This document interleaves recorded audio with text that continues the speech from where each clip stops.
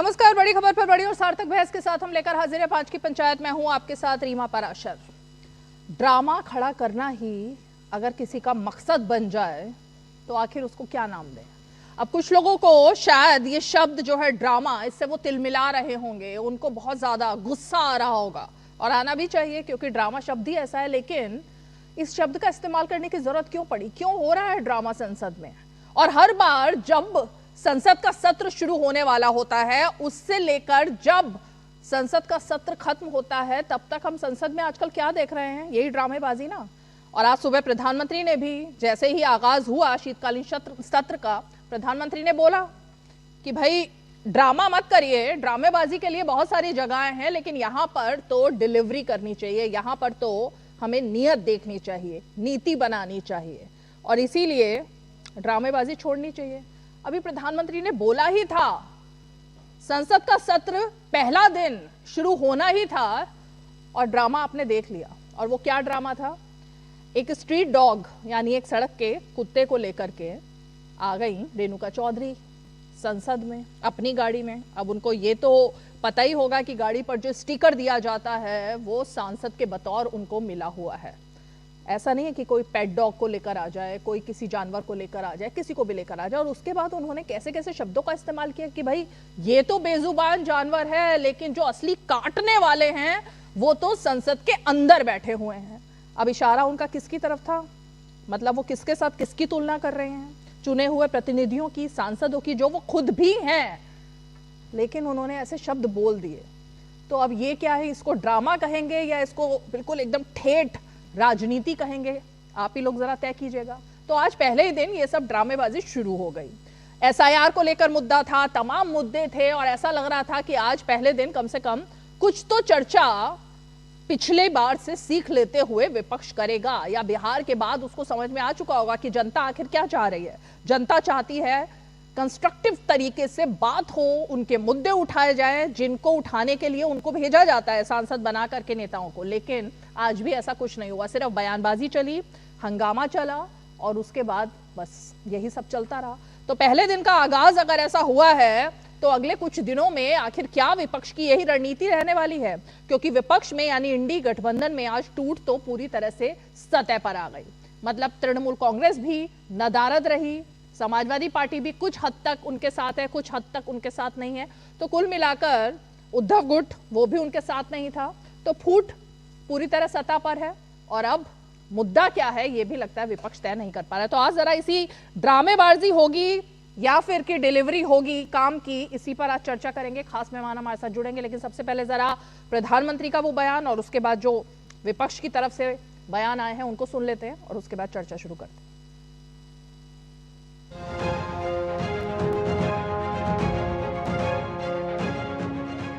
मेरा आग्रह रहेगा कि हम इन चीजों को गंभीरता से लें।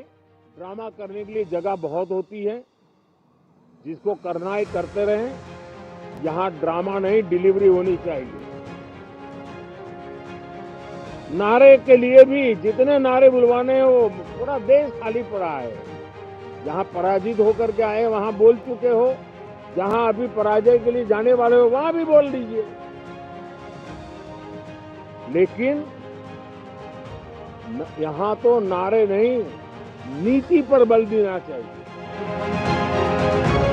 पिछले कुछ समय से हमारे सदन को या तो चुनावी का वार्मिंग अप के लिए उपयोग किया जा रहा है, या तो पराजय की बौखलाहट करने को निकालने के लिए उपयोग किया जा रहा है। अब मैंने देखा है कुछ प्रदेश ऐसे हैं कि सत्ता में रहने के बाद इतनी एंटी इनकम्बेंसी है कि वो वहां जनता में जा नहीं पा रहे हैं, वहां लोगों के बीच जाकर के अपनी बात बता नहीं पा रहे हैं और इसलिए सारा गुस्सा या सदन में आकर के निकालते हैं। अब उन्होंने एक बार चिंतन करना चाहिए कि पिछले 10 साल से ये जो खेल खेल रहे हैं, देश स्वीकार नहीं कर रही है इन पद्धतियों को। तो अब थोड़ा बदलें, अपनी रणनीति बदले। मैं टिप्स देने के लिए तैयार हूं उनको कैसे परफॉर्म करना चाहिए। It's not drama. Speaking about issues, raising issues is not drama. Drama is not allowing discussion. Drama is not having a democratic discussion about issues that matter to the public. Drama तो आप भी जानते हो कौन करता है। ये मुस्कुराहट बता रही है कि ड्रामा कौन करता है। ड्रामा, डेमोक्रेसी, केवल इसलिए ड्रामा शब्द का इस्तेमाल करना क्योंकि डी से डेमोक्रेसी है। हम ये चाहते हैं कि सिंसियरिटी से काम हो ऐसा है और कोई भी मतदाता छूटे नहीं। जो ये जान जा रही है ये भी ड्रामा है क्या? असली ढसने वाले और काटने वाले पार्लियामेंट में बैठे हैं, सरकार चलाते हैं, उसका कोई इतराज नहीं। हम किसी गूंगे जानवर का हम देखभाल करते हैं तो ये बड़ी मुद्दा और चर्चा बन गई। नरेंद्र मोदी प्रधानमंत्री जी, उससे अच्छा ड्रामा कौन जानते हैं? इतना ड्रामा कर दिया, इतना ड्रामा सिखा दिया। कुछ लोग भी उनका ड्रामा भी देखते हैं और कुछ कुछ सीख भी गए, तो क्या करेगा? सबसे ड्रामा तो इतना अच्छा एक्टिंग मोदी जी के छोड़ के कौन करने सकता है? प्रधानमंत्री बाहर बहुत जोरदार तकरीर करके आए और अपना प्रेस कॉन्फ्रेंस करे और हमारे ऊपर भी बहुत इनडायरेक्टली हमला किए, लेकिन उसका जवाब तो हम मुंहतोड़ यहाँ पर देंगे। आपको बिहार की हार ने, हरियाणा की हार ने, महाराष्ट्र की हार ने काफी तकलीफ पहुंचाई है, लेकिन तकलीफ को डॉक्टर के सामने बोलना चाहिए। मैं सदन पर सिर्फ इतना याद दिलाना चाहता हूं कि आप लोगों ने भूतपूर्व उपराष्ट्रपति को, भूतपूर्व चेयरमैन को जिस भाषा का इस्तेमाल करके आप लोगों ने जो अपमान किया, आप क्या वो भूल गए कि चेयर का गरिमा को आप लोगों ने कितना तार-तार किया है?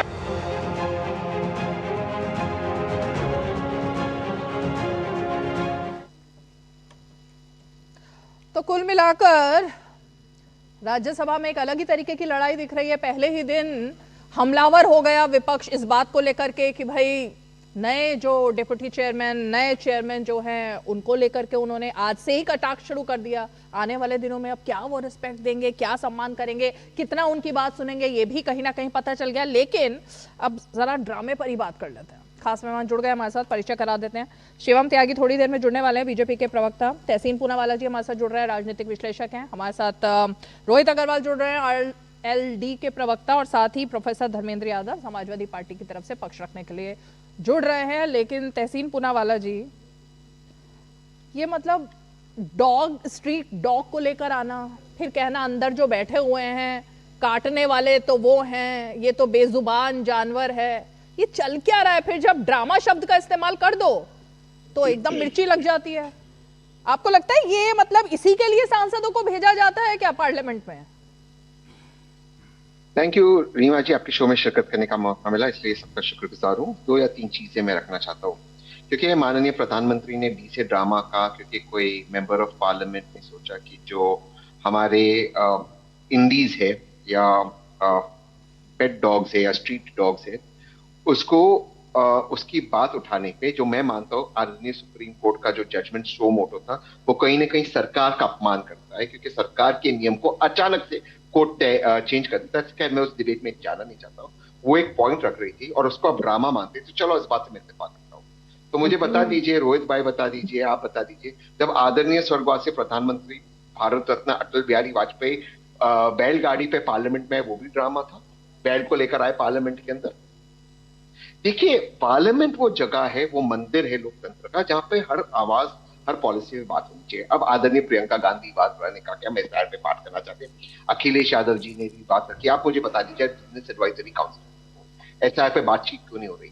जिन 25 लोगों ने, बेचारों ने आत्महत्या की, क्या वो भी ड्रामा था? क्या उनके परिवार के लोग भी ड्रामा कर रहे हैं? 25 लोगों ने आत्महत्या की, क्या मैं विपक्ष में, मेरा कर्तव्य नहीं उनके लिए बात करना पार्लियामेंट के अंदर? दिल्ली के अंदर इस लेवल का पोल्यूशन है रीमा जी, कि भारत के अंदर, उत्तर भारत में कैंसर का पेंडेमिक चल रहा है। और ये पहली बार नहीं, पिछले 2 साल से मैं ये बात कह रहा हूं। हार्ट अटैक का पेंडेमिक है भारत के अंदर, इसका मुख्य कारण है पोल्यूशन। क्या इसकी बात करना भी ड्रामा है? जिन लोगों को, और आपके दर्शकों के मैं विवेक पे छोड़ता हूं, आपके परिजनों में कोई ना कोई आपको मिलेगा जिनको कैंसर होगा। क्यों उत्तर भारत में कैंसर का पैंडेमिक? ये बातचीत करना भी हम ड्रामा लगता है। सरकार भागना चाहती है। आदरणीय सुषमा स्वराज जी, जो स्वर्गवासी सुषमा स्वराज जी, वो कहती थी कि पार्लियामेंट चलाने की जिम्मेदारी सरकार की होती है, पार्लियामेंट होता है विपक्ष का। आज सरकार डिबेट नहीं चाहती है, भागती है। कोई 50,000 का बंडल मिल जाता है तो सरकार पूरा दिन का पार्लियामेंट का बर्बाद कर देती है। सरकार चर्चा क्यों नहीं चाहती पार्लियामेंट के अंदर? कोई भी मुद्दे पे चर्चा नहीं चाहती। आपने ना बड़े ही अलग और अनोखे अंदाज में इस बात को डिफेंड कर दिया, जो वो कुत्ता लेकर के आई और वो भी स्ट्रीट डॉग। आपने एक अलग ही लेवल पर मोड़ दिया इसको। मेरा तो सवाल ही कुछ और था। मैं तो ये कह रही थी, उन्होंने जो ये डायलॉग मारा, इसे डायलॉग ही कहूंगी मैं, कि संसद के अंदर जो बैठे हुए हैं असली काटने वाले तो वो हैं, ये तो बेजुबान जानवर है। मतलब वो सरकार में बैठे हुए और हमारे चुने हुए प्रतिनिधियों को की तुलना किससे कर रही हैं? अब मैं नाम लेके क्या बताऊं, सभी लोग यहाँ पर समझदार बैठे हैं। नहीं, मैं इस भाषा से बिल्कुल इत्तेफाक नहीं रखता हूं, लेकिन मैं आपसे पूछते अपनी बात को समाप्त आपने कंपेयर किया अटल बिहारी वाजपेयी से, इसलिए मुझे सवाल आपसे पूछना पड़ा। आपने कहा अटल जी बैलगाड़ी पर आते थे, तो क्या उसको भी आप, उनका और रेणुका चौधरी के इस बयान का क्या आपको लगता है कि कोई जस्टिफिकेशन है? जब विपक्ष के नेता अटल बिहारी वाजपेयी जी एक सांसद होते हुए उस वक्त के वर्तमान प्रधानमंत्री से कहते थे कि संसद के अंदर हमें चर्चा चाहिए किसी भी मुद्दे पर, हाँ। प्रधानमंत्री गिव इन करते, चर्चा करते थे। आज मैं आपसे पूछ रहा हूं, मैं इस शब्दों से इत्तेफाक नहीं रखता हूं, आज मेरे दिल्ली के अंदर एक कैंसर का पेंडेमिक है, लोग मर रहे हैं। आज एसआईआर ने 25 बीएलओ ने आत्महत्या की। क्या ये जब मैं बात करता हूं मेरा दिल दुखता है रीमा जी, इस पर क्या चर्चा नहीं होनी चाहिए? इसको आप ड्रामा कहते हो? ड्रामा? मैं उनकी बातों से इत्तेफाक नहीं करता हूं, लेकिन लोगों ने आत्महत्या की, आज इतना दुख होता है, उसको आप ड्रामा कहते हो? 25 परिवारों पर क्या गुजरा होगा जब माननीय प्रधानमंत्री ने उसको ड्रामा कहा? सोचिए रीमा जी। शिवम त्यागी, ये मतलब अब ड्रामा शब्द से ही सिर्फ आपत्ति लग रही है मुझे तो। जो हो रहा है उससे आपत्ति नहीं है, जो किया जा रहा है उससे भी नहीं है। अब इतने बड़े बड़े जो मुद्दे हैं, मैंने तो खुद कहा कि हम महंगाई पर क्यों नहीं चर्चा करते। मतलब विपक्ष कह रहा है बहुत महंगाई है, तो चलो भाई चर्चा कर लो। जो मुद्दे यहाँ पर तहसीन पूनावाला उठा रहे हैं, आज के इस मुद्दे पर किसी ने भी चर्चा की मांग की नहीं की, सिर्फ हमलावर ही रहा विपक्ष तो, और फिर अर्जन करवा दिया हाउस। तो ये ड्रामा शब्द क्या सुलगाने के लिए कहा था क्या? रीमा जी, एक तो जैसे ही आप जो है बात करती हैं माननीय सांसद महोदया का, जिनके बारे में आप बात करती हैं, उनको याद करते ही मुझे जो है वो रामायण याद आ जाती है, न जाने क्यों। लेकिन मैं एक चीज कहना चाहता हूं कि प्रधानमंत्री ने किस कॉन्टेक्स्ट में कहा वो देखने का विषय है। जाहिर है इसमें कहीं कोई दो राय नहीं है, मुद्दे उठने चाहिए, सारे मुद्दे उठे, एसआईआर पर भी बात हो, पोल्यूशन पर भी बात हो। और माननीय किरण रिजिजू जी ने साफ कहा कि हमारे पास सभी सुझाव आ चुके हैं बिजनेस एडवाइजरी कमेटी में, और उन्होंने चर्चा का भरोसा भी दिलाया और ये भी कहा कि बिजनेस एडवाइजरी कमेटी में इस पर बात होगी, चर्चा होगी, क्या क्या मुद्दे लिस्ट होंगे। लेकिन आप ये कर क्या रहे हैं भाई? 2.5 लाख रुपए पर मिनट इंटू 6 घंटे भी लगाएं तो 9 करोड़ रुपए डेली का खर्च हो रहा है। अगर 9 करोड़ रुपए डेली का खर्च हो रहा है और सब लोग चर्चा चाहते हैं, सब कुछ करते हैं, पहले तो तय कर ले तहसीन पूनावाला जी की पार्टी। कभी तो कहते हैं कि हम सवाल पूछते हैं इलेक्शन कमीशन से, जवाब सरकार देती है। पार्लियामेंट पहुंचते ही कहते हैं कि नहीं नहीं हमें तो सरकार से जवाब चाहिए, चलिए ले लीजिए। उस पर भरोसा भी आ गया। प्रधानमंत्री जी ने ड्रामे की बात सिर्फ इतना कही कि पिछले कुछ समय से जिस स्थिति में हम लोग आ गए हैं, सिर्फ हंगामे के लिए हंगामा करना है तो उसके लिए पूरा देश पड़ा है। भाई संसद में प्रोसीडिंग्स हो, मेरे देश का यूथ देखे समझे, हर मुद्दे पर चर्चा हो, लेकिन कंस्ट्रक्टिव। ये आते ही हो हल्ला करना शुरू कर दिया। जब कह दिया संसदीय कार्य मंत्री ने कि हाँ ये सुझाव ले लिया है, हम चर्चा का भरोसा दिलाते हैं, करेंगे, उस पर बिजनेस एडवाइजरी कमेटी में चर्चा होगी, बात खत्म हो जाती है। अब प्रोसीडिंग को आगे बढ़ाइए, अब इसे छोड़ दीजिए। ये तो चलिए लोकसभा है, राज्यसभा में क्या हो रहा है? आते ही अब जो हमारे चेयरमैन आए हैं उनका, आप मुझे सुन पा रहे हैं रीमा जी? जी जी जी हाँ, जो चेयरमैन आए हैं, सुन पाते। Thank you. हमारे पूर्व जो चेयरमैन थे उनके प्रति इतना प्रेम कांग्रेसियों का, रियली? मतलब धनखड़ साहब के पास के खिलाफ आप 2 बार अविश्वास प्रस्ताव लेकर आए, आपने उनको क्या क्या नहीं कहा, उनकी मिमिक्री आपने कर दी, मतलब जो कर सकते थे आपने उनके साथ वो किया। और आज जब नए चेयरमैन का फेलिसिटेशन कार्यक्रम चल रहा है तो आप ये किस तरह की भाषा का इस्तेमाल कर रहे हैं भाई? वहां पर भी यही कहानी। मैं सिर्फ एक चीज कहना चाहता हूं, इस देश में हर मुद्दे पर सरकार चर्चा करने के लिए तैयार है, लेकिन क्या विपक्ष वाकई चर्चा चाहता है? क्या विपक्ष का कोई एक सिंगल लाइन एजेंडा है? आप ग्राउंड पर एसआईआर के फॉर्म भरते हो, अखिलेश यादव की तस्वीर आ रही है फॉर्म भरते हुए, वो अपने कार्यकर्ताओं से आह्वान करते हुए नजर आ रहे हैं कि हाँ बिल्कुल ठीक हो रहा है, आप इसमें सबका सहयोग कीजिए, तमाम लोग ऑन ग्राउंड काम कर रहे हैं। लेकिन जैसे ही पार्लियामेंट पहुंचते हैं, वहां पहुंचते ही पता नहीं न जाने क्या हो जाता है। अब सारा स्टेज हैक करके बस एजेंडा ये रहता है कि संसद को चलने नहीं देना। जब सब कुछ वैसे डिस्कस होने की बात हो चुकी है तो नहीं होना चाहिए ये भाई। प्रोफेसर धर्मेंद्र यादव, एक लाइन पूछ लूं मैं, एक लाइन पूछ लूं मेरे भाई से। पूछिए। आपकी सारी बातें मैं मान लिया धर्मेंद्र भाई, मैं आपकी तरफ से और मेरे तरफ से सवाल पूछ रहा हूं। जिन मुद्दों पर हम चर्चा चाहते हैं, आज आप बीएसी में बता दीजिए आपने अग्री किन मुद्दों पर चर्चा की, हम यहीं पर समाप्त कर देते। आप अग्री नहीं करते हो, आपको उन पर बातचीत नहीं करना, सिर्फ रीमा जी के शो पे आके हम बातचीत करने को तैयार है, बातचीत करने को तैयार है। 9 करोड़ दिन का वेस्ट हो रहा भाई, 50,000 की बंटन मिली, आपने 9 करोड़ वेस्ट कर दिए। ये कौन कर रहा है? हाउस चलाइए ना, बातचीत कीजिए ना, जिन मुद्दों पे हमको बातचीत करना है। बीएसओ ने आत्महत्या की है। अरे कैसे चला है हाउस ऐसे? बीएसओ ने आत्महत्या की है, आप उसको ड्रामा कह रहे हो। 25 लोगों के परिवार पे क्या गुजरा होगा मेरे भाई, सोचिए। तहसीन जी, अब मैं बताता हूं आपको। आपने कहा चर्चा नहीं चाहते, आपने कहा मणिपुर पर चर्चा होनी चाहिए, सदन चला, 13 घंटे चर्चा हुई। जब मौका मिला, जब एंड पर रिजल्ट पर आए, जब मेरे देश के गृह मंत्री प्रधानमंत्री ने बोलना शुरू किया, आप उठकर भाग गए। राहुल गांधी चर्चा कर रहे थे क्या? पहले चर्चा मांगो, चर्चा मांगो, चर्चा चाहिए, चर्चा चाहिए, चर्चा चाहिए। जब मेरे देश के प्रधानमंत्री बोले तो उठ के भाग जाओ। ये कैसी चर्चा हुई भाई? आपने कहा कि एसआईआर पे चर्चा, उस पर भरोसा दिलाया गया कि बिजनेस एडवाइजरी कमेटी में ये डिस्कशन होगा। आपने इस देश में 370 पर चर्चा मांगी, 2 दिन सदन चला, 22 घंटे प्रोसीडिंग हुई, उस पर लगातार काम हुआ। अपने तमाम मुद्दों पर चर्चा मांगी और इस देश में कोई एक मुद्दा ऐसा बताइए जिस पर चर्चा ना हो। लेकिन चर्चा का डेकोरम, प्रोटोकॉल, डिस्कशन, वो सारा लेआउट ऑलरेडी सामने है। जब संसदीय कार्य मंत्री कह चुके हैं, भरोसा दिला चुके हैं, बीएसी में डिस्कशन की बात हो चुकी है, तो लड़ाई किस बात की है? किस बात की लड़ाई है? एसआईआर में अभी तक सुनिए, या रीमा के शो पर आकर एसआईआर में गलत है, ये हो गया, वो हो गया।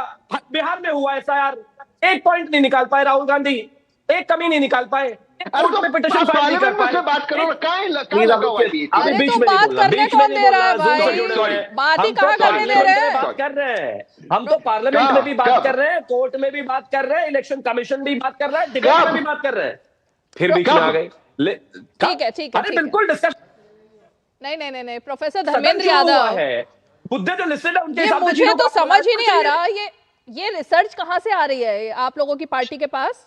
अखिलेश यादव जी के पास ये रिसर्च कहां से आ रही है कि शादियों के माहौल में, ये पहले रिसर्च की बीजेपी और चुनाव आयोग ने मिलके कि कब सबसे ज्यादा शादियां हैं, और जब सबसे ज्यादा शादियां हैं तभी एसआईआर कराया जा रहा है ताकि लोग एसआईआर में पार्टिसिपेट ना करें। आपको हंसी आई है क्या ये बात सुन के? ये मुझे आई थी।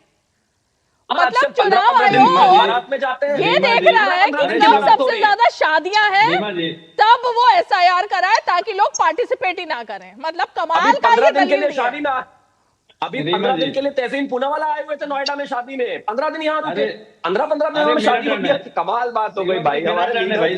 मतलब क्या अपनी शादी कर लो, बाकी अपनी शादी के बारे में भी सोच लो एक बार। अरे भैया नहीं, क्यों मैं आपको अच्छा नहीं लग रहा है? अरे मेरा टर्न है, अब आप बोलिए शादी वाला एंगल। बिहार का जो चुनाव था, सेकेंड फेज को छठ के साथ जोड़ के भी किया जा सकता था कि जो लोग बाहर रहते हैं वो वोट डाल सके। तो ऐसे हमारे पास बहुत सारी केस स्टडी है जिससे आप भी जानती हो, लेकिन अब नहीं बोलती, वो बात अलग है कि आपको पास डेटा कहाँ से आते हैं। अरे डेटा इलेक्शन कमीशन का है, डेटा भारत सरकार का है, और कहाँ से डेटा आता है? डेटा शादी वाला, ये डेटा और कहाँ से डेटा है? शादी वाला बिल्कुल कि शादियां ढूंढ कर सीजन निकाल कर फिर एसआईआर कराया। अरे बताइए रीमा जी, शादी का सीजन किसको नहीं पता कब होता है? मुझे बताइए। पूरे देश में सबको पता है कि इस महीने में ज्यादा शादियां होती हैं। आपकी भी शादी किसी महीने में हुई होगी, तो इसका मतलब थोड़ा ना किसी को पता नहीं पता है। मैं दूसरी बात पे आता हूँ। मेरी शादी कहाँ से?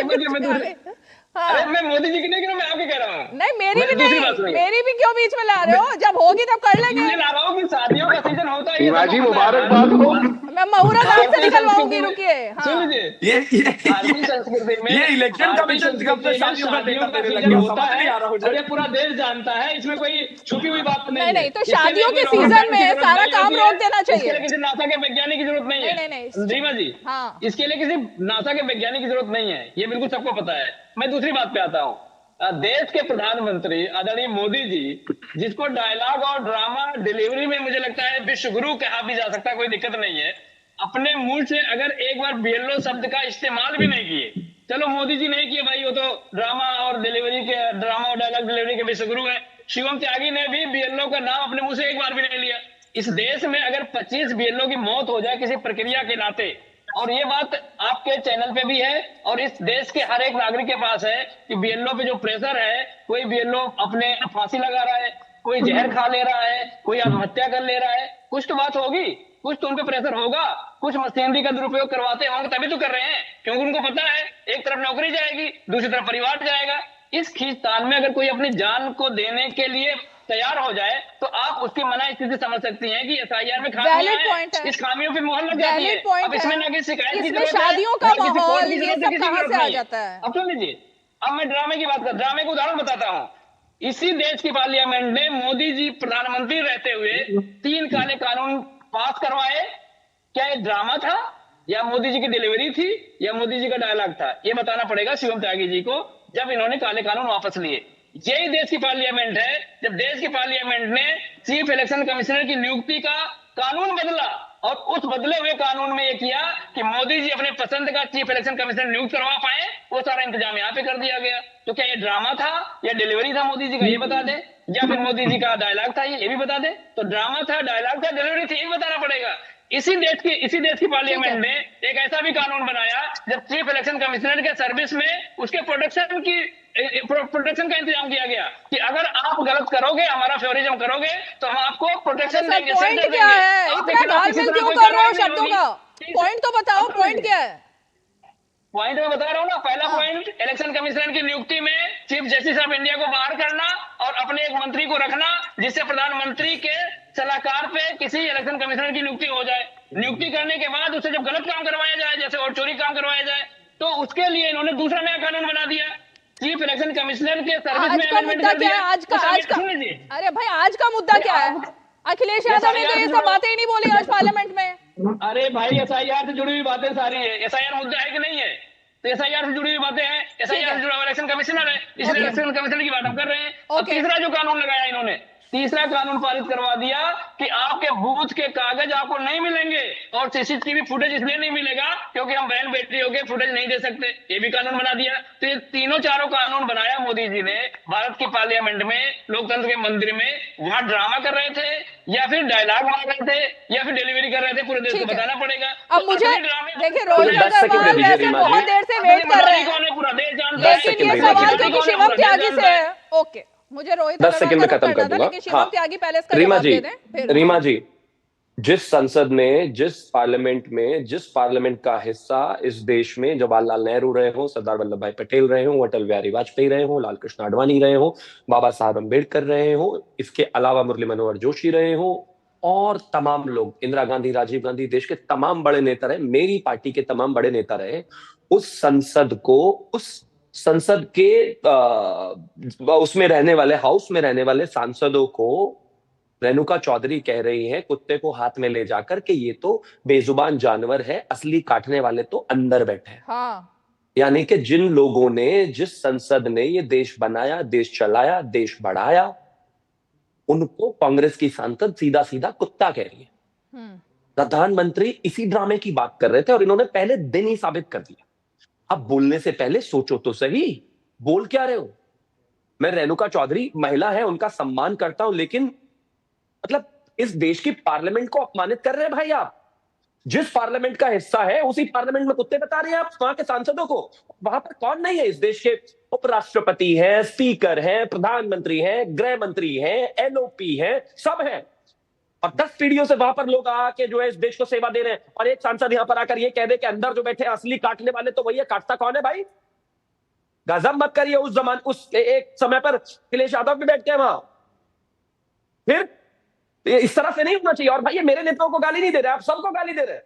अब बाबा साहब को गाली दे रहे हैं, आप संविधान को गाली दे रहे हैं, आप पार्लियामेंट को गाली दे रहे हैं, आप किसको गाली नहीं दे रहे, आप नेहरू जी को भी गाली दे रहे हैं, सबको कुछ बता रहे हैं आप। यहाँ पर आप बैठकर कह रहे हैं मुझे नहीं नहीं ये ड्रामा गलत शब्द है, ये शब्द है। ड्रामा गलत शब्द नहीं है, कुत्ता गलत शब्द है। कोई इस देश के सांसदों को मतलब इस तरह की भाषा का इस्तेमाल करके बोले, और आप यहाँ पर इधर उधर के भाषण दे रहे हैं।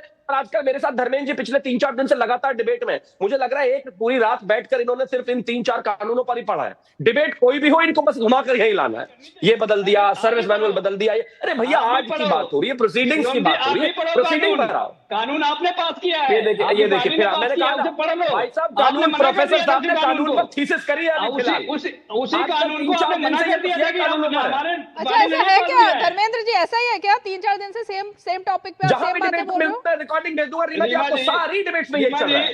रीमा जी मैं बिल की कॉपी लेके गया था एक डिबेट में, शिवम भाई बोले कि ये बिल नहीं पास हुआ, झूठ बोल रहे हैं। आज नया टॉपिक था, भारतीय जनता पार्टी ने पार्लियामेंट में पास अरे कर आज दिया। नया टॉपिक था धर्मेंद्र जी, आज नया दिन था, नया टॉपिक था, आज संसद का पहला दिन था, टॉपिक वो था आज का। धर्मेंद्र मैं कह तो रहा हूँ जिस बिल को शिवम त्यागी बोल नहीं पा रहे हैं कि भारतीय जनता पार्टी ने पास किया है, इसका मतलब गलत किया है। मैंने कहा था ना थीसिस चल रही है, उसी पर देख के बोल रहा है। अब इनको आज भी चलो रोहित अग्रवाल जल्दी से क्विक रिएक्शन, फिर एक ब्रेक लेंगे। 3 दिन पहले की डिबेट में मैंने एक बिल दिखाया था, इनके दिमाग में देखिए रीमा जी, अच्छा ठीक है, देखिए रीमा जी, प्रधानमंत्री जी ने एक अभिभावक के रूप में विपक्ष को सलाह दी कि भाई पिछले 11 साल से तो तुम हार ही रहे हो, और अगर इसी तरीके के ड्रामे करते रहे तो जनता आपको निरंतर नकार रही है, और आप ये सब जितने शब्दों का प्रयोग करते हो, नारेबाजी करते हो, सब अब ये भी ताजा बिहार में करके आए हो। उसके बाद बिहार की जनता ने आपका क्या हाल किया वो आपके सामने है। तो एक अभिभावक के रूप में उन्होंने कहा कि विपक्ष को सुधर जाना चाहिए, क्योंकि देश का बहुत नुकसान होता है जब संसद भवन को नहीं चलने दिया जाता है। परंतु ये उसको भी समझने को तैयार नहीं है और उस पर भी ये विवाद कर रहे हैं। तो इसका मतलब ये है कि कांग्रेस अपनी दुर्दशा के लिए अब स्वयं जिम्मेदार होगी। दूसरी बात ये है, रेणुका चौधरी जी कुत्ता लेके आई हैं सदन में, कल को दूसरे वाले अगर गैया लेके आ जाएंगे तब क्या होगा? तब तो ये पूरा विपक्ष बिलबिला जाएगा, यहाँ पे पूरा विपक्ष पूरा अपने पैरों को सर के ऊपर रख लेगा। तो आपको ये समझना पड़ेगा कि संसद भवन जो है ये सब नौटंकी करने के लिए नहीं है, और ये ड्रामा ही तो है आपका, और क्या है। अगर वो कुत्ता कल को किसी सांसद को काट लेगा तो उसके लिए कौन जिम्मेदार होगा? मतलब ये हद है, मतलब this is something which is not acceptable. देखिए ये कोई मासूमियत के तहत रेणुका चौधरी ने किया हो ऐसा तो लग नहीं रहा था, पूरा इसमें एक स्क्रिप्ट के तहत उन्होंने किया। फिर उन्होंने बाइट्स दी, उनको पता था कि इस पर हंगामा होगा, उनको पता था इस पर सवाल पूछे जाएंगे, सब पता होते हुआते उन्होंने ये बात की है। नहीं, आपको अगर खाली अटेंशन सीख करनी है तो उसके लिए आप संसद भवन का प्रयोग क्यों कर रहे हो? आपको अटेंशन सीख करनी है तो आप बाहर बिहार के चुनाव में भी आप कुछ कर सकते थे, परंतु अटेंशन सीख करने के लिए आप संसद भवन का, देश की जनता का बहुमूल्य समय बर्बाद करने का काम कर रहे हो। आप सांसदों को गाली दे रहे हो, भारत के संविधान को गाली देने का आपने काम किया है। और ये कलंकित जो इन्होंने कलंक लगाया है आज कांग्रेस ने, ये कांग्रेस का चरित्र दिखाता है। और यही प्रधानमंत्री जी ने कहा है कि ये ड्रामा करना बंद कर दीजिए, क्योंकि अब जनता आपको नकार चुकी है पूरी तरीके से, पर आप समझने कोई नहीं तैयार है। आप निरंतर कुछ ना कुछ इस तरीके की हरकतें करते हैं, और मुझे पूरा यकीन है अभी कहीं ना कहीं आपको किसी दिन कोई चैनल के ऊपर कांग्रेस के प्रवक्ता कहते हुए सुनेंगे, ये तो उनके निजी विचार थे जी, हमको कोई मतलब नहीं है इस शब्दावली से।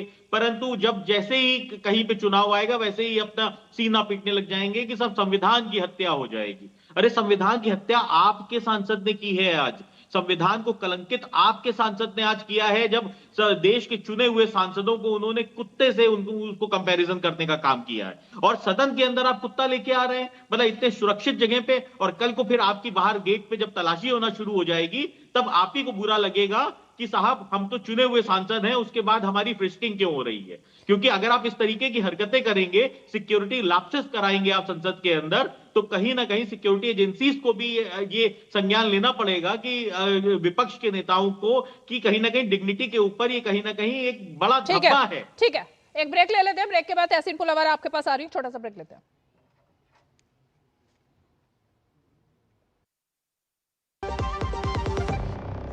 In our mission to build Viksit Bharat, every woman will stand as an equal partner. श्रमेव जयते आज देश का मंत्र बन रहा है। Equal opportunities at every level and dignity for motherhood is given. Because the new labor codes, the Modi government is ensuring guarantee of equal pay for equal work and equal opportunities, guarantee to work in any type of work with consent, 26 weeks of paid maternity leave, crèche facilities and option for work from home when needed, medical bonus of up to ₹3,500 under health benefits. With the new labor codes and the women workforce, India will move forward and become truly Atmanirbhar.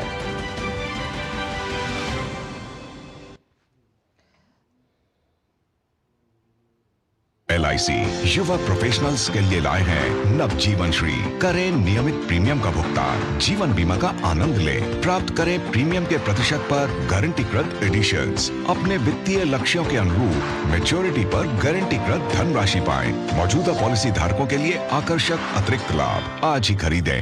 This is no ordinary sky. This is where legends are born.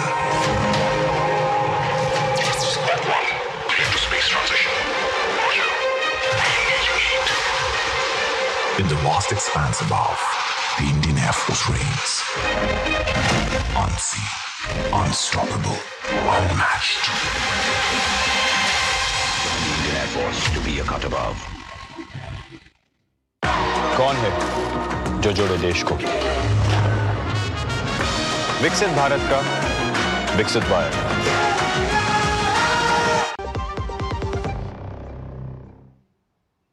तहसीन पूनावाला, अब ये फिर से एक बार मैं ड्रामे पे ही आती हूँ, क्योंकि मैंने ये जो ब्रेक में एक बार सोचा कि चलो कांग्रेस का जरा हैंडल देख लेते हैं, तो मैंने हैंडल देखा कांग्रेस का। अब कांग्रेस को पता ही नहीं है, मतलब मैं नहीं समझ पा रही आपने अभी जो मुद्दा उठाया, कांग्रेस के मुद्दे हैं क्या पहले ही दिन। जैसे प्रोफेसर धर्मेंद्र तो शिवम त्यागी ने कहा 4 दिन से उनको पता है कि क्या मुद्दा उठाना है, 4 दिन से वो लगातार हर डिबेट में एक मुद्दा उठा रहे हैं। लेकिन यहाँ पर कांग्रेस पार्टी लिख रही है संसद में सवाल, पिछले 10 साल में कितना काला धन भारत से विदेश भेजा गया, अब ये भी एक सवाल है। दूसरी तरफ पॉल्यूशन पर भी सवाल है, तीसरी तरफ SIR पर भी सवाल है। सारे सवाल विपक्ष के पास ना सरकार है ना अफसर है, सिर्फ संसद है। अब संसद में भी हमें बोलने नहीं दिया जाएगा। ये कब हुआ बोलने नहीं दिया गया? इनफैक्ट हो तो ये रहा है कि जैसे ही सरकार की तरफ से जवाब आता है, विपक्ष वॉकआउट कर जाता है, सदन में बैठता नहीं है, सुनता नहीं है। तो ये ड्रामेबाजी, इसीलिए ड्रामा शब्द का इस्तेमाल बार बार हो रहा है। आप एक बार खुद ही देखिए चल क्या रहा है ये।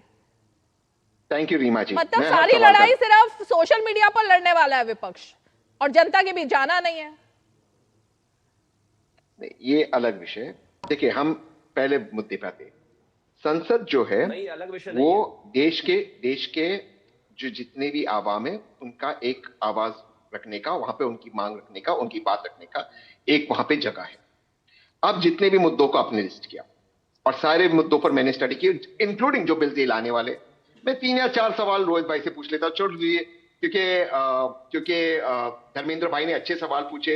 उन सवालों का चलो भाजपा जवाब नहीं दे पाई। चलो, ये जो जवाब नहीं दे पाई, जवाब तो दिया था। एक जवाब नहीं दे पाई धर्मेंद्र भाई का। लेकिन मैं आगे की बात करता हूं, जो ये बिल लाना चाहते, चलो हम क्या बात उठाना चाहते, हम SR और पोल्यूशन को उठाना चाहते, उस पर कोई बात नहीं हो रही।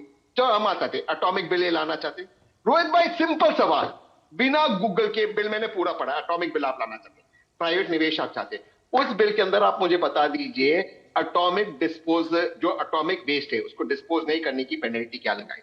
अब ये बात धर्मेंद्र जी और मैं करे तो आप कहते हैं देश के खिलाफ हो, आप निवेश नहीं चाहते। इंट्रोडक्शन हो रहा है, उसके ऊपर चर्चा होगी, उसके अंदर बदलाव होंगे। प्लीज रोहित भाई, रोहित भाई हाथ जोड़ते, आपसे सवाल पूछा है तो जवाब तो इसी को ड्रामा कहते हैं, क्योंकि बिल कोई कानून थोड़ी ना पूछ रहे हो। एक सेकंड, यही तो कंफ्यूजन है, यही कंफ्यूजन है तहसीन कंफ्यूजन यही। एक सेकंड, अरे भाई सुनिए, अरे रुकिए तहसीन, यही कंफ्यूजन है। इतने बड़े मुद्दे से शुरुआत की और अचानक से आपको फिर लगा कि कुछ और मुद्दा लेकर के आऊं टेक्निकल, और आप वो मुद्दा ले आए। रीमा जी, मैं अपनी बात साबित करता हूँ। आपने पूछा कि अच्छे व्यक्ति हैं, असल में समझ रोहित भाई प्लीज, रोहित भाई आप मेरा समय ले रहे हैं। रोहित भाई आप मेरा समय ले रहे हैं, सवाल उठा रहे हैं रेणुका चौधरी। रोहित भाई आप मेरा समय ले रहे हैं, मैं पर्सनली जानता हूँ। रोहित भाई आप मेरा समय ले रहे हैं। और रीमा जी मैं ये नहीं कर रहा हूँ, कहने की हिम्मत रखते हैं। रीमा जी मैं बताइए मेरा रेणुका चौधरी ने सही किया रीमा जी, अच्छा ठीक है ओके एक एक करके रोहित जी रुकिए अब एक पूरा होने देते हैं। हाँ, आपने कहा कि जो बिल ये ला रहे हो उन पर बातचीत करें, वो तो बिल मैंने पढ़ा।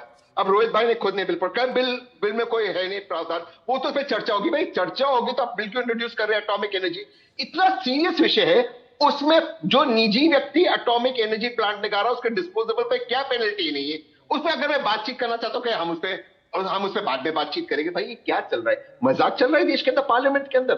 इसी पार्लियामेंट के अंदर जवाहरलाल नेहरू से लेकर अटल बिहारी वाजपेयी और मनमोहन सिंह जी बैठे थे, जैसे शिवम ने कहा।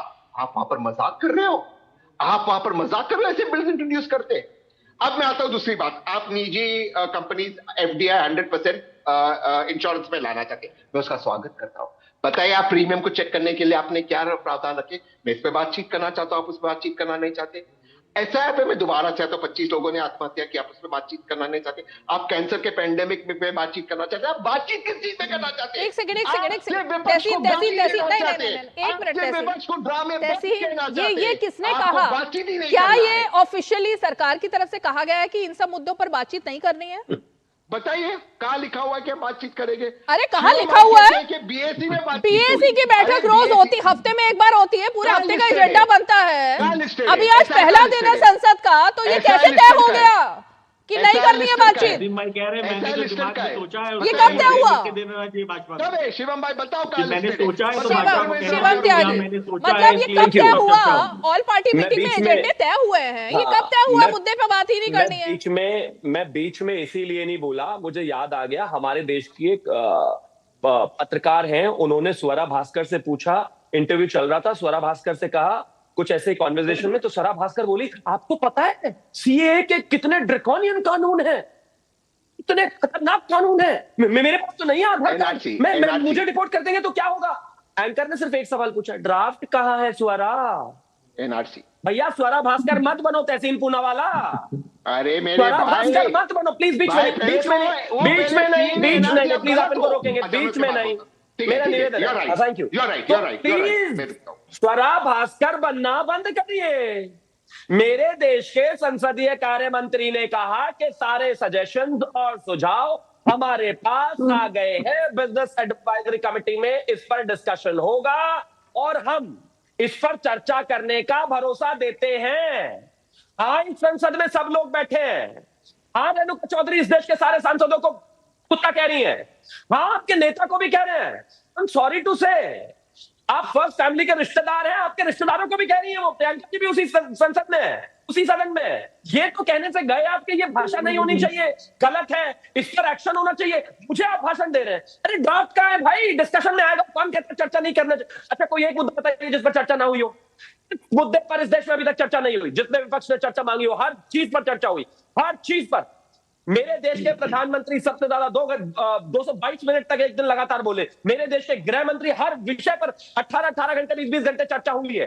आप कहते हैं चर्चा ही नहीं कर, हम चाहते हैं। ओके, मेरा तो पॉइंट यही है, तहसीन और धर्मेंद्र भास्कर जी। ओके, प्रोफेसर धर्मेंद्र और तहसीन, क्या इस बात की गारंटी, यही तो बात है ना, क्या इस बात की गारंटी तहसीन पूनावाला आप भी देंगे कि जब चर्चा होगी, गृह मंत्री बोलेंगे, प्रधानमंत्री बोलेंगे, तमाम और मंत्री बोलेंगे, तो इतना आश्वस्त करता है विपक्ष की सुनने की क्षमता भी रखेगा, या बिना सुने डक करके निकल लेंगे? देखिए, मैं इसलिए शिवम भाई हमेशा पढ़कर आते हैं, मैं बहुत उनका रिस्पेक्ट करता हूं। यहाँ है draft bill, draft amendment, draft bill nuclear bill का 2025 पीआईबी की रिपोर्ट है। आ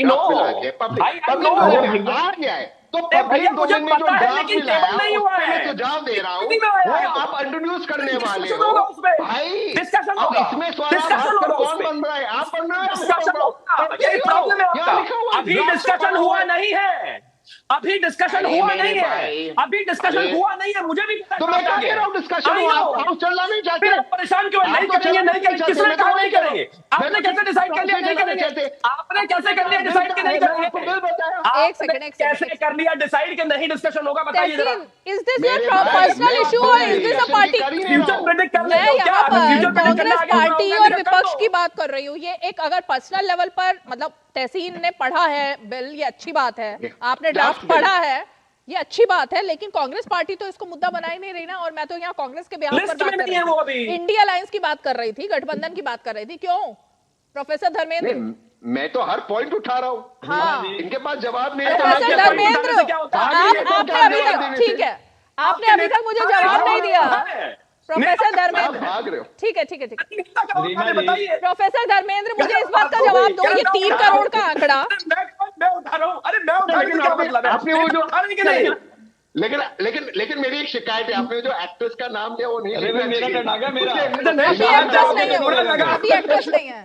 तहसीन भाई, ये पॉइंट राहुल गांधी को बता दीजिएगा जब सदन में चर्चा होगी तो कम से कम सदन के पटल पे पूछ सकें।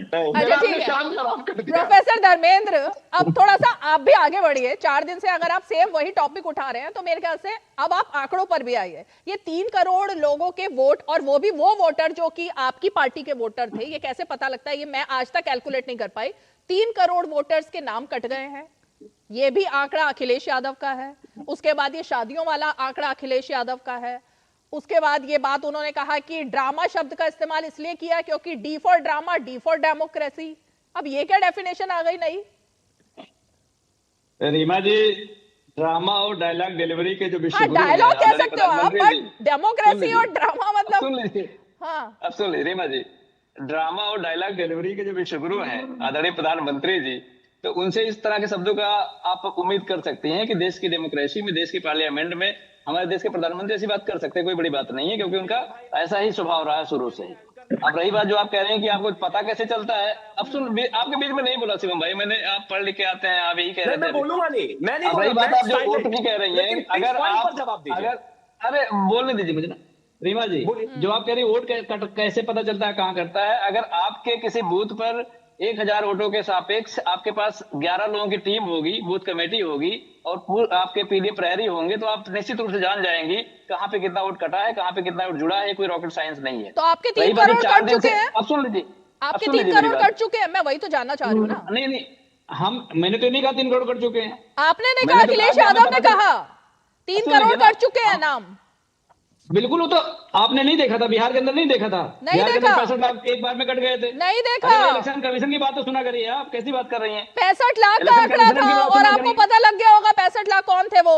अरे तो ये इलेक्शन कमीशन ही तो बताया था, इसमें बड़ी तो 3 करोड़ तो अखिलेश बता रहे हैं ना, इलेक्शन कमीशन ने नहीं बताया। बिल्कुल सही बता रहे हैं वो, बिल्कुल सही बता रहे हैं। उत्तर प्रदेश में कितने वोटर हैं बताइए मुझे, उत्तर प्रदेश में कितने वोटर हैं अभी?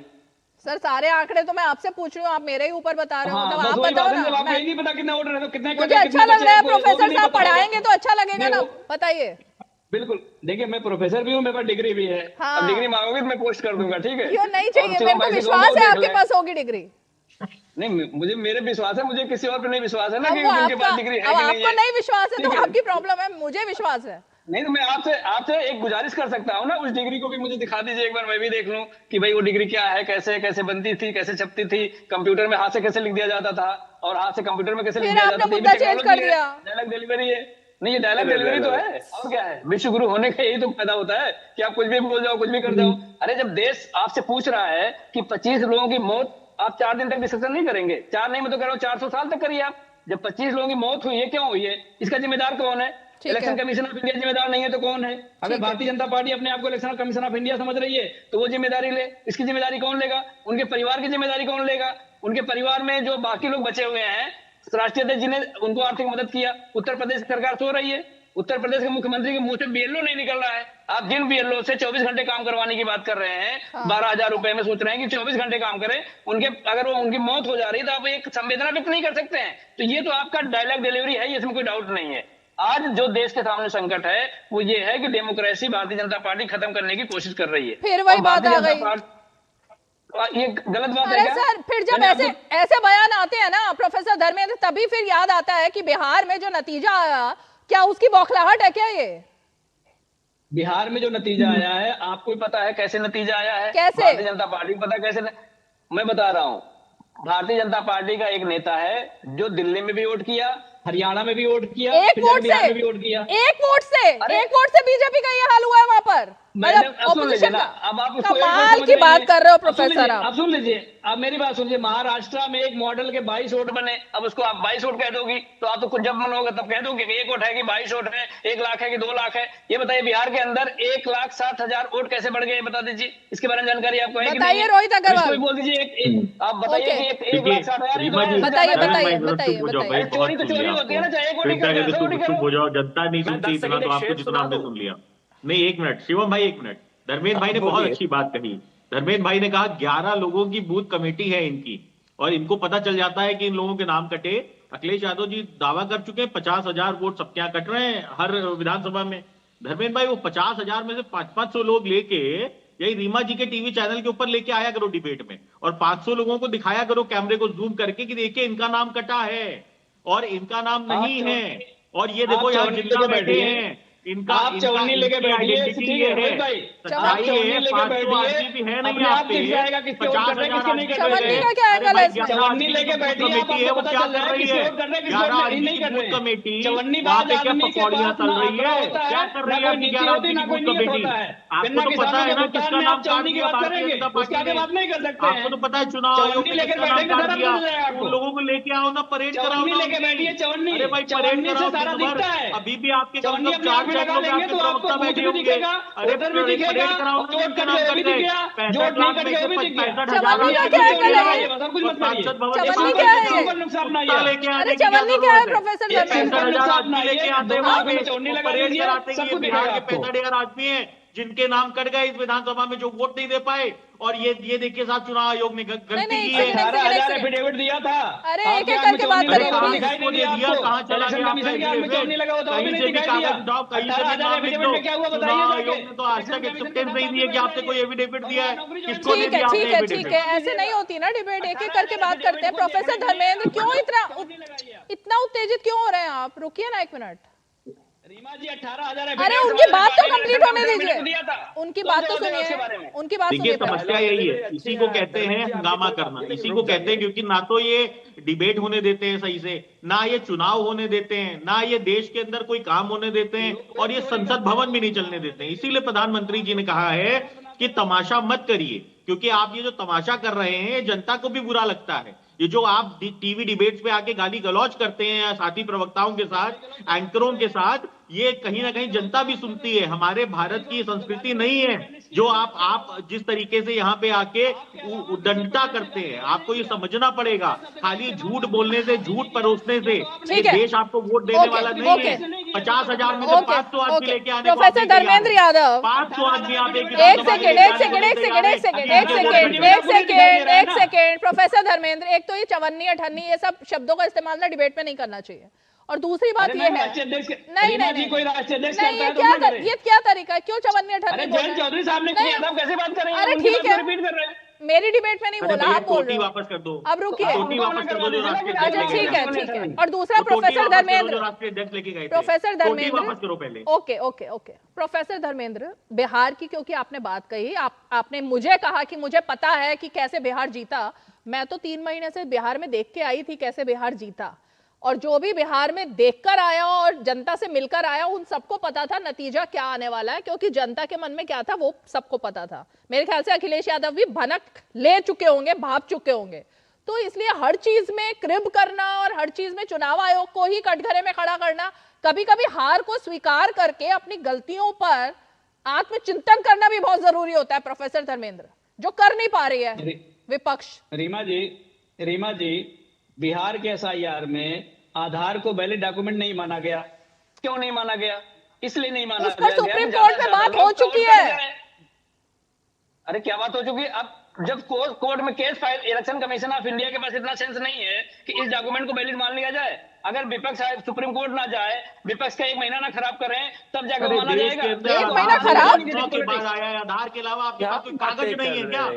खाली आधार कागज क्यों नहीं है बताइए मुझे। अरे इस पर सुप्रीम कोर्ट में बात हो चुकी है, हम यहाँ क्यों बात कर रहे हैं इस पर प्रोफेसर धर्मेंद्र? कागज नहीं था क्या आपके पास? सारे पुराने मुद्दे हैं क्या प्रोफेसर धर्मेंद्र? प्रोफेसर धर्मेंद्र मेरे ख्याल से आगे की सुध लेनी चाहिए। में कहा है वो क्या सही है? शिवम त्यागी, रेणुका चौधरी ने कहा क्या वो आप शिवम त्यागी करते हैं? आप इनके साथ गठबंधन देखिए वो एक बड़ा अच्छा शेर है कि जिंदगी भर अगर मैं ख्याली भूतों से न लड़ता तो खुदा में क्या जोर से जीता और खुदा में क्या जोर से मरता। अरे ये ख्याली भूत है आपके, एक पेंडेंसी डिस्क्रिपेंसी नहीं है आपके पास बिहार में। एक यहां बैठकर भाषण कैसे जीते, ऐसे जीते, वैसे जीते। अखिलेश यादव खुद ही कह रहे हैं अरे ये आरजेडी की तरह गाना मत बना देना, और अगर किसी ने बना दिया तो उसके हमसे मत मिला देना। यानी कि अखिलेश यादव भी मान रहे हैं गलती हुई है चुनाव में, अखिलेश यादव भी मान रहे हैं कि चुनाव हारे पड़े थे। मैं अपना बता रहा हूं, खुद बीच चुनाव में एक दिन ऑफ कैमरा खड़े होकर ओवैसी जी ने बोल दिया था कि एनडीए प्रचंड बहुमत से आ रहा है, बस इन्हीं को दिखाई नहीं देता। क्योंकि प्रॉब्लम है ना, ये ख्याली भूतों से ही लड़ते रहते हैं।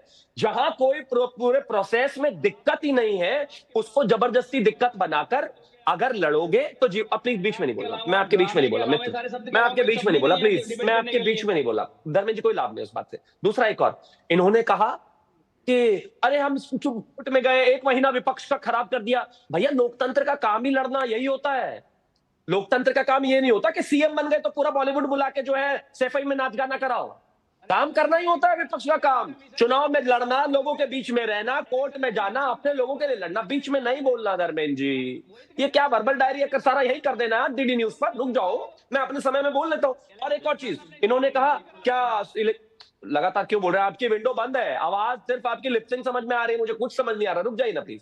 दूसरा एक और चीज, आपने कहा कि भाई क्या इलेक्शन कमीशन को इतना नहीं पता था कि बिना आधार के कितनी दिक्कत होगी, हमें कोर्ट जाना पड़ा। क्या समाजवादी को यह नहीं पता था कि जिन आतंकवादियों को कोर्ट से छुड़ाने के लिए कोर्ट में आप एप्लीकेशन डाल रहे हैं वो आतंकवादी हैं, उन लोगों ने हजारों लोगों को मारा है, लेकिन फिर भी पहुंच गए आप। आतंकवादियों के लिए कोर्ट जाने में बड़ा आनंद है, वहां पूरे सेंसस काम करते हैं। यहां कह रहे नहीं हमारा 1 महीना बर्बाद कर दिया। अरे भाई सुबह 12 बजे उठकर टेनिस खेलकर शाम को लंदन जाना राजनीति नहीं है, यही है राजनीति। और एक और अंत में एक चीज कहना चाहता हूं, सच ये है कि आप कुछ भी कहते रहिए, अभी तक एसआईआर के प्रोसेस से लेकर किसी भी एक प्रोसेस में आप डॉक्यूमेंटेड प्रूफ कहीं भी नहीं दे पाए हैं, अलावा झूठ, फरेब और ये जो आपका ख्याली भूत है ना, बस आप इन्हीं से लड़ रहे हैं। तहसीन पूनावाला, मेरे ख्याल से सबसे एक फाइनल कमेंट ले लेते हैं। तहसीन, अब आप ये बताइए, आज 1 मिनट रुकिए, professor Dharmendra 1 second final comment के लिए आऊंगी आपके पास। तहसीन ये बताइए कि आज क्योंकि पहला दिन था, क्या ये माना जाए कि हर सेशन की तरह इस सेशन में भी सुबह 11 बजे हंगामा करना, फिर सदन में हंगामा करना, मुद्दा ना उठाना, फिर बाहर आके ये कहना कि हमें बोलने नहीं दिया जा रहा, हमारा माइक बंद कर दिया जाता है, अब यही रणनीति चलने वाली है क्या इस बार भी? रीमा जी, सिर्फ हंगामा खड़ा करना मेरा मकसद नहीं, सारी कोशिश है कि ये सूरत बदलनी चाहिए। मेरे सीने में नहीं तो तेरे सीने में ही सही हो, कहीं पर भी आग, लेकिन ये आग जलनी चाहिए। हम तो चाहते हैं कि भाजपा जो सारी इतनी अच्छी अच्छी शिवम भाई कर रहे हैं, शिवम भाई कर रहे हैं, मैं तो चाहता हूँ, मैं तो मेरे भगवान से प्रार्थना करता हूँ, रब से दुआ करता हूँ कि शिवम भाई जल्द से जल्द पार्लियामेंट में आए और मेरे सामने सारी दलीलें रखे। इतना अच्छा टीवी चैनल पे रखते, लेकिन बीजेपी वाले रखते नहीं, भाग जाते। ऐसे शिवम राय जैसे लोग आए पार्लियामेंट में तो मजा आएगा, इतनी अच्छी दलीलें करते। वो ये पार्लियामेंट में क्यों नहीं बोलते? रीमा जी के शो में बोलते। मैं मानता हूँ रीमा जी का भी शो महत्वपूर्ण है, लेकिन पार्लियामेंट में भी कर दो शिवम भाई थोड़ा सा। शिवम भी मेरे ख्याल से ये दुआ मांगेंगे कि तहसीन पूनावाला को उनकी लॉयल्टी फैक्टर का थोड़ा सा प्रसाद मिले, वो भी कुछ बने पार्टी में और वो भी आए संसद तक, तो शायद दोनों की डिबेट अच्छी हो पाएगी। मेरा तो अगर कोई बस चले तो मैं सबसे पहले एक राष्ट्रवादी व्यक्ति को वाकई वहां अध्यक्ष बनाऊं, और अध्यक्ष भी ना बनाऊं तो कम से कम राहुल जी का एडवाइजर तो बनाऊं ही बनाऊं। जितने मुद्दे यहां उठा रहे हो उसका 0.1% मुद्दा भी वहां पर नहीं उठ रहा, यही तो दिक्कत हो रही है। रीमा जी के शो में तो बहस शानदार हो रही है, क्योंकि आप मुझे बोलने दे रहे हैं, मैं आपको बोलने दे रहा हूं। वहां जाते ही खड़े होते हो हल्ला करना शुरू कर देते हैं, अरे भाई ऐसे नहीं होता, ऐसे कैसे चलेगा और कब तक चलेगा? तो तहसीन जी, इसमें हमें समझने की आवश्यकता है कि जब तक आप इसको ठीक नहीं करेंगे नहीं चलेगा। करते रहिए, रोजाना हंगामा खड़ा करते रहिए, हर मिनट के हिसाब से 2.5 लाख रुपए खर्च हो रहे हैं, आपके जेब से और मेरी जेब से ही जा रहे हैं भैया। लेकिन अल्टीमेटली आपको ऐसा एक माहौल बना, इस देश में 2G पर चर्चा हुई, इस देश में कोल पर चर्चा हुई, इस देश में एसआईआर पर भी चर्चा हुई, इस देश में डिलिमिटेशन पर भी चर्चा हुई, इस देश में 370 पर भी चर्चा हुई, इस देश में मणिपुर पर भी चर्चा हुई। लेकिन उस माहौल को बनाने के लिए विपक्ष को एक सकारात्मक रूप अपनाना पड़ेगा, जहां वो बैठकर ये कह सके कि हाँ हम चर्चा करने के लिए तैयार। चलिए, बहुत बहुत शुक्रिया, आप सभी खास मेहमान 5 की पंचायत में जुड़े। और इसीलिए बात तो यही है, सबको यही सोचना भी चाहिए कि हंगामा खड़ा करना ही मकसद नहीं होना चाहिए, बल्कि अगर कुछ बदलना है तो शायद नीयत भी बदलनी चाहिए और एक माइंडसेट जो है ना वो भी बदलना चाहिए, क्योंकि बिहार के बाद अब कई सवाल तो उठ ही रहे हैं ना, और अंदर भी बहुत हलचल मची हुई है, घमासान मचा हुआ है पार्टियों के अंदर कि भाई थोड़ा सा सीख ले लो, लेकिन अगर इससे भी सीख नहीं ली गई तो शायद बहुत देर हो जाएगी। चलिए 5 की पंचायत में आज इतना ही, कल फिर होगी मुलाकात, तब तक के लिए हमें दीजिए इजाजत, नमस्कार।